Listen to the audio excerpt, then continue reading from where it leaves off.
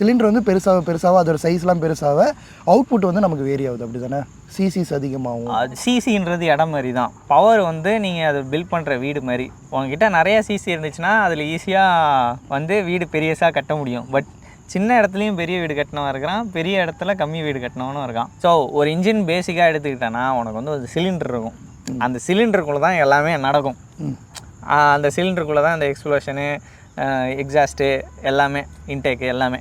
So அந்த சிலிண்டருக்கு கீழே உனக்கு வந்து ஒர்க் செய்கிறதுக்கு ஒரு மேட்ரு வேணும்ல. அந்த ரெசிப்ரோகேட்டிங் மோஷன் செய்கிறதுக்கு வந்து உனக்கு ஒரு பிஸ்டன் இருக்குது. அந்த பிஸ்டன் தான் என்ன பண்ணுது, மேலே கீழே நவுந்துனே இருக்குது. கரெக்டான நேரத்தில் உனக்கு வந்து அந்த பிஸ்டனுக்கு காற்று அனுப்புறதுக்கு, அடைச்சி வைக்கிறதுக்கு, மறுபடியும் காற்றை வெளியே அனுப்புறதுக்கு வால்வ்ஸ்ன்னு இருக்குது. இதுதான் வந்து ஒரு இன்ஜினோட பேசிக்ஸ். அதாவது 2 ஸ்ட்ரோக் இன்ஜினும் இருக்குது, 4 ஸ்ட்ரோக்கும் இருக்குது. 2 ஸ்ட்ரோக்கில் இந்த 4 ஸ்ட்ரோக்கில் நடக்கிற 2 விஷயம் ஒரே ஸ்ட்ரோக்கில் நடக்கும். அவ்வளோதான் டிஃப்ரென்ஸு. ஒர்க்கிங் பிரின்சிபல் எல்லாமே சேம் தான்.